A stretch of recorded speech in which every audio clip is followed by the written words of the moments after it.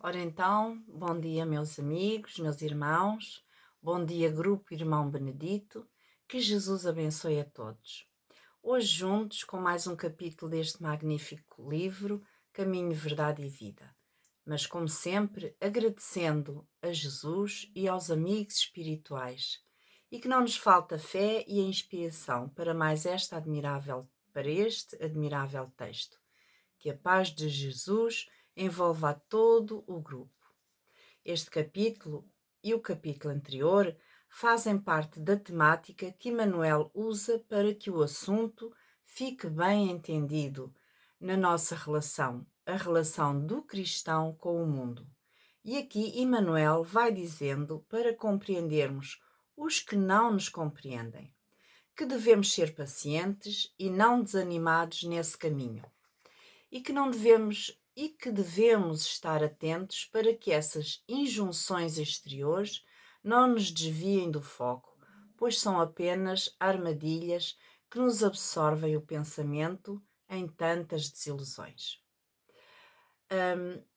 Desilusões para nós, que esquecemos a nossa própria melhoria na ânsia de convertermos o outro, entendendo que cada um faz a sua escolha e tem o seu tempo. Como nos diz o título, Emmanuel dá destaque a esse erro que cometemos, porque ainda trazemos muito presente de outras encarnações, esses ecos. E querer que os outros sejam como nós queremos, esquecendo o amor ao próximo e até o amor ao Cristo. Aqui Emmanuel traz o exemplo de Jesus, que nos deu que tudo nos deu. E muitos lhes viraram as costas, quando deixaram de ter interesse ou quando não era conveniente. Ainda hoje, os que já têm contato com a doutrina, com o Evangelho, ainda estamos distantes do Cristo. Se ele não contou com aqueles amigos, nós ainda temos um longo caminho a percorrer. Neste versículo, estima do mundo, pelo evangelista Mateus, que foi o autor do primeiro evangelho, temos a fala de Jesus que nos diz: se chamaram Belzebu ao pai de família, quanto mais aos seus domésticos. Ora, então comecemos pela palavra Belzebu, palavra hebraica que significa ou personalizava as forças sombrias. Nesta fala, Jesus está avisando os discípulos para os perigos que terão de enfrentar durante a sua missão, anunciando a boa nova. Pois se chamam Belzebu ao pai de família, ou seja, ao próprio Jesus, pois muitos o chamavam de demónio, que tinham um pacto com o demónio, quando Jesus curava os obsediados, os possessos, como se dizia na época, o chamavam de demónio.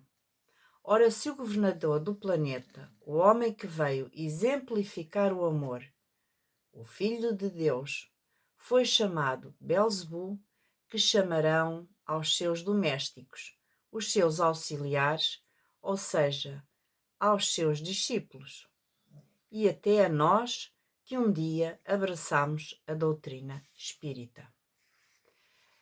E começa Emmanuel com a sua explicação mais alargada.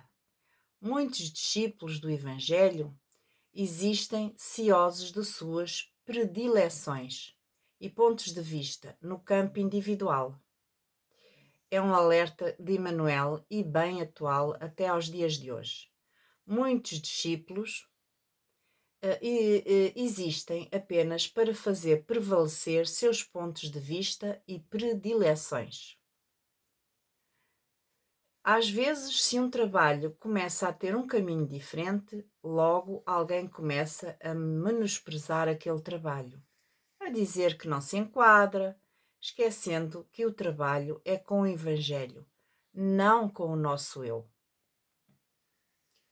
O serviço, quando é colocado apenas no campo individual, apenas abre brechas ao nosso orgulho, às nossas falhas. Ser discípulo do Evangelho é trabalhar para engrandecer a obra do Cristo e não os nossos pontos de vista.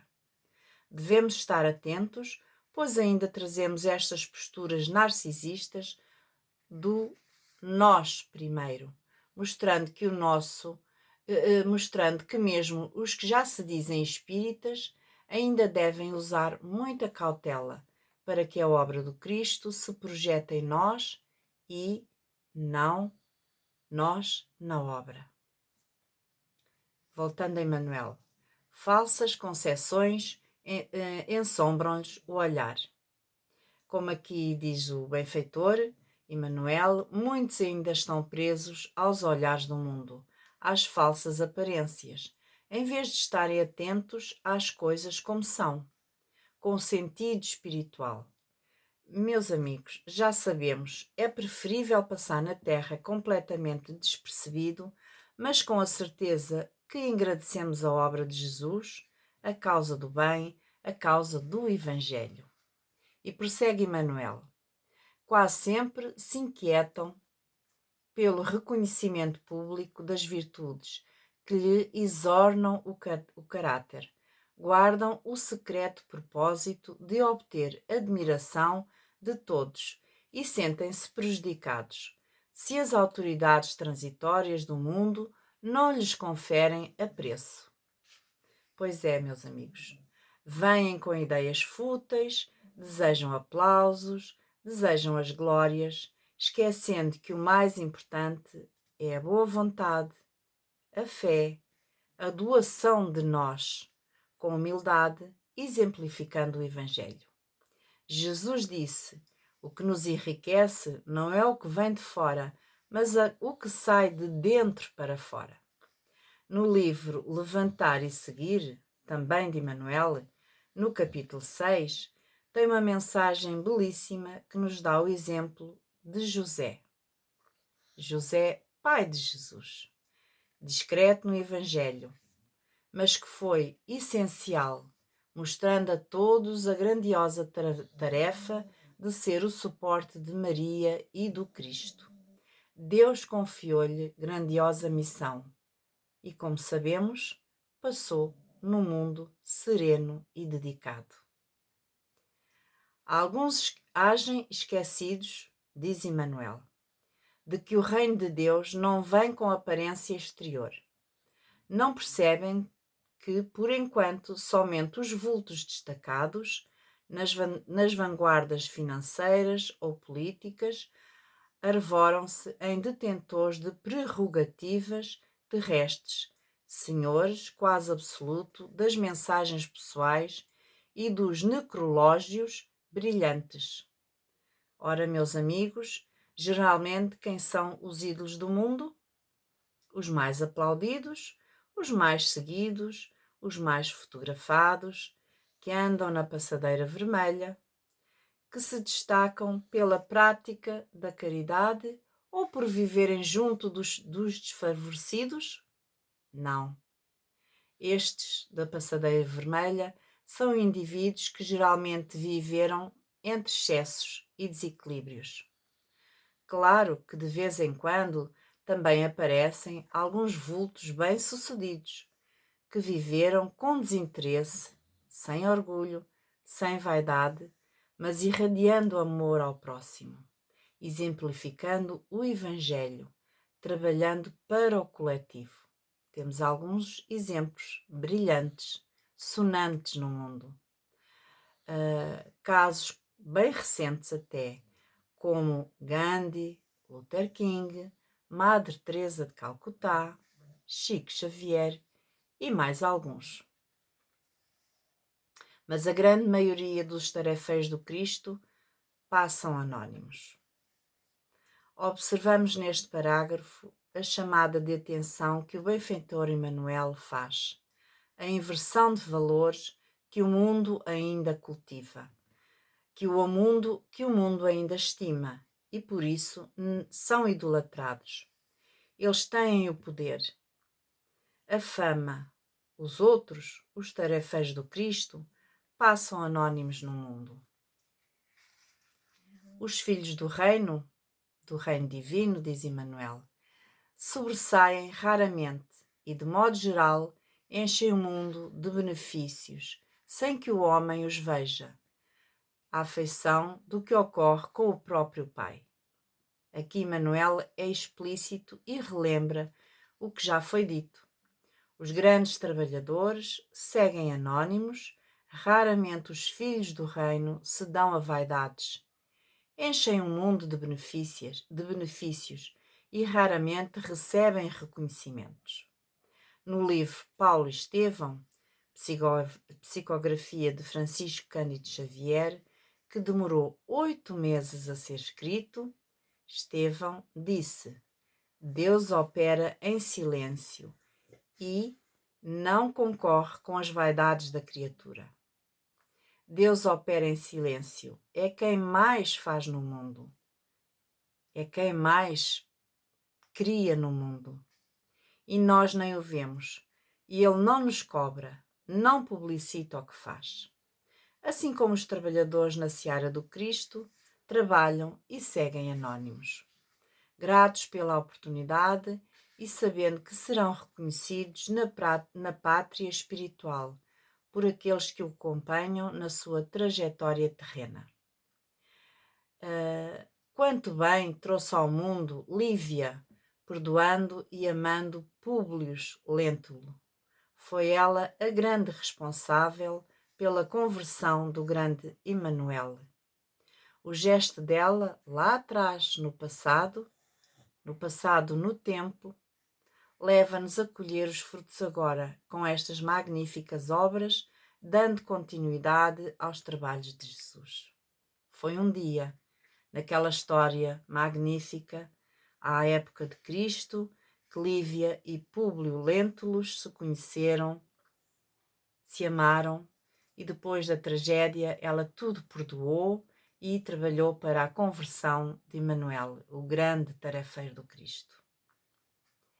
Se Jesus foi chamado feiticeiro, crucificado como malfeitor e arrebatado de sua amorosa missão para um madeiro afrontoso, que não devem esperar seus aprendizes sinceros quando verdadeiramente devotados à sua causa. Aqui está mais uma vez a aceitação da nossa trajetória. Quando olhamos para Jesus, não podemos pensar em caminhos mais fáceis, caminhos suaves, enquanto o mestre que não tinha nada a resgatar, que não é o nosso caso, trilhou aquele caminho.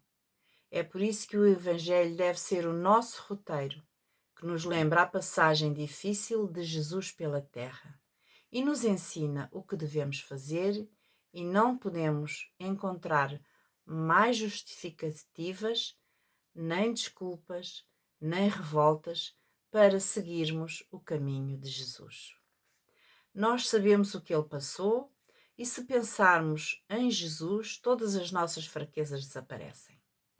Porém, se estou preocupada no cargo, nas vantagens efêmeras, se estou preocupada em relação ao que os outros pensam de mim, da minha capacidade de servir, corro o risco de me afastar do Cristo. Às vezes ainda é difícil. Os espíritas ainda têm que lidar com certas ironias, certas dificuldades, mas não podemos deixar que isso nos desvie do foco, da meta, do nosso ideal, do compromisso com o Mestre.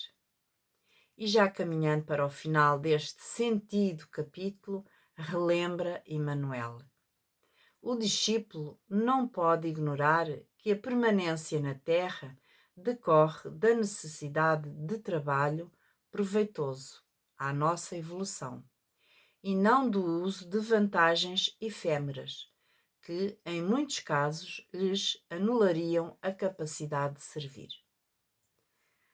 Se a força humana torturou Cristo, não deixará de torturar também seus seguidores. É lógico disputar a estima de um mundo, é ilógico disputar a estima de um mundo que mais tarde será compelido a regenerar-se para obter a redenção. Não devemos precipitar-nos nos nossos trabalhos, devemos seguir, sim, firmes na fé, na caminhada que nos propusemos de seguir o Cristo, porque todos sabemos que cada um ainda está no seu tempo, na sua faixa evolutiva, mas um dia todos iremos chegar ao mundo de regeneração e que já foi iniciado a transição planetária, já começou a acontecer e por isso temos que nos manter firmes e dando o nosso melhor, trabalhando em prol de todos, de toda a comunidade, das nossas famílias em primeiro, porque tudo começa nas nossas famílias, para caminharmos com os ensinamentos de Jesus, tendo sempre por roteiro o Evangelho. Pois, aos meus amigos, não devemos esperar facilidades de um mundo que está transviado, distanciado ainda das leis divinas, da comunhão com o Criador. Querer certas posições de preferência, de querer destaques de culto, leva a criatura à vaidade, um dos males deste mundo. E um dos grandes entraves do homem ao progresso e à sua ascensão espiritual. A vaidade, o orgulho, é um grande entrave que se encontra ainda no planeta. Também é lícito alcançarmos posições de destaque, mas em forma de aprendizado para servir melhor a todos, trabalhando para o progresso da sociedade, da ciência, das artes. Trabalhando para servir com Jesus, com a consciência leve e cheia de paz. Quando as circunstâncias nos oferecem incompreensões ou acusações, desculpem, em torno do próximo, devemos examinar os acontecimentos com os olhos do Cristo, pondo-nos sempre no lugar do outro, sabendo que um dia já fomos ou podemos ainda vir a ser como Ele. Todos estamos em provas e expiações e não sabemos em que ponto está a situação moral daquela criatura. E no final, repreender os outros é trabalho do ignorante. Saber educar, saber silenciar, o silêncio educativo também é caridade. O silêncio é a gentileza destes tempos. Nestes momentos, os bons espíritos apenas nos pedem fé e boa vontade, e é isto que devemos ter com os outros. Esta foi a minha reflexão deste capítulo. Obrigada a todos. Até breve. Muita paz.